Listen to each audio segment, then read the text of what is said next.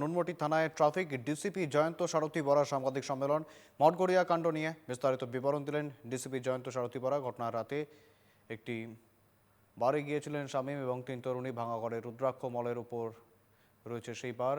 রুদ্রাক্ষ মলের উপর সেই বারটিতেই ছিলেন চারজন। ভোরের আগে রাত ৩টে বার থেকে বেরিয়েছিলেন শামীম সহ তিনজন।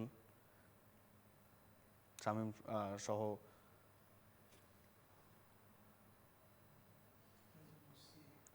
রুদ্রাক্ষ মলের বারে বিল হয়েছিল ১৯,০০০ টাকা।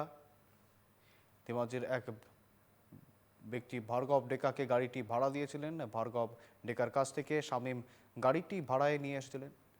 ২৫শে এপ্রিল রাত ১১টায় গাড়িটি ভাঙা করে দাঁড়িয়েছিল। দুর্ঘটনার সময় গাড়ির গতি ছিল ঘন্টায় ৯৬ কিলোমিটার।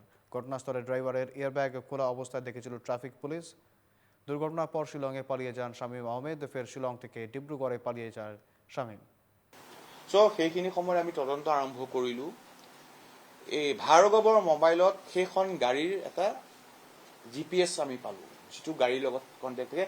সেইটোৱে আমাৰ গোটেই কেছটোৰ যিটো আমি ছল্ভ কৰিছোঁ সেইটোৱে আমাৰ মেইন ট্ৰেক আছিলে। গাড়ীখনৰ যেতিয়া আমি GPS ট্ৰেকটো ভেৰিফাই কৰিলোঁ, দেখা গ'ল গাড়ীখন সেইদিনাখন ২৫ তাৰিখে নিশা বিভিন্ন জেগাত গাড়ীখন গুৱাহাটীৰ বিভিন্ন অঞ্চলত ঘূৰি আছে। কিন্তু ১১টা বজাত গাড়ীখন আহি পাইছিলহি ভঙাগড়ত। তাৰ পৰা কোনো ধৰণৰ মুভমেণ্ট নাই। ১১টাৰ পৰা ৪টা বজাত এৰাউণ্ড 3 গাড়ীখন আকৌ মুভমেণ্ট হৈছিল। আমাৰ মোৰ যিটো টীম বনাইছিলোঁ, আমি বিভিন্ন টীম বনাইছিলোঁ। মোৰ এডিশ্যনেল DCP 2 মৃন্ময় গোস্বামীয়ে সেইটো লিড কৰিছিল। আমি ভেৰিফাই কৰি সেই জেগাটো চাই গম পালোঁ গাড়ীখন ৰাখিছিল যিখন আমাৰ ৰুদ্ৰাক্ষ মলত তলত পালোঁ। যিহেতু ৰুদ্ৰাক্ষ মলত তলত পালোঁ, আমি আকৌ ভেৰিফাই কৰিলোঁ ৰুদ্ৰাক্ষ মলত টপ ফ্ল'ৰত এখন বাৰ আছে ১০০ বুলি, ৰুফ টপ বাৰ। সেই বাৰখন আমি এনেই ভেৰিফাই কৰিব গ'লোঁ। সেই বাৰখন ভেৰিফাই কৰোঁতে আমি গম পালোঁ যে ১১টা বজাত সেই বাৰখনত এজন যুৱক আৰু ৩গৰাকী যুৱতী সোমাইছিল। CC কেমেৰাৰ ফুটেজ আমি কালেক্ট কৰিলোঁ।